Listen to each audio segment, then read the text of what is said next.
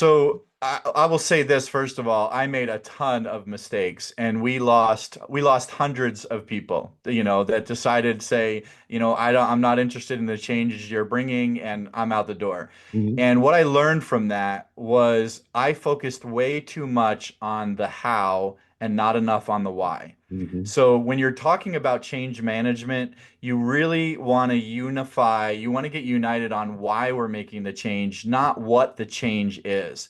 And I focus so much on, hey, we're going to do a different kind of music or we're going to do a different kind of this and then trying to sell you on the new product, the new thing without really taking the time to really, first of all, do a lot of good questioning, being curious, and building ownership, like getting them to be part of the solution. And I didn't create that sense of urgency. That John Kotter talks about in his books on change management. I didn't do that sense of urgency that we need, and I didn't really do enough time communicating why. Because what I found today, as I am involved in other working with lots of leaders, is there's people that will get real excited about your why. They may disagree on what you want to do. They may even Or disagree how? with how you're going to do it. Yeah. But but they will agree, like, so one of the things I did, we had a lot of older folks, and I said, this is what I would say today.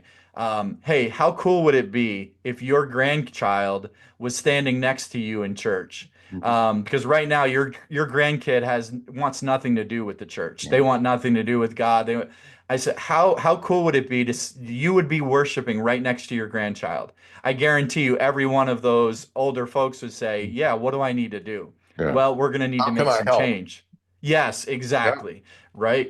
So then to say, we want to reach people like your grandchildren. We want to reach those kids. We want to reach your kids who aren't even coming to church, right? So, how do we do that? Well, we're going to need to make some changes, and they're going to be more exterior changes. We're not going to change the essence of who we are. We're not going to change, the things that you hold dear, but what we are going to change is some of the ways we do that. Yeah.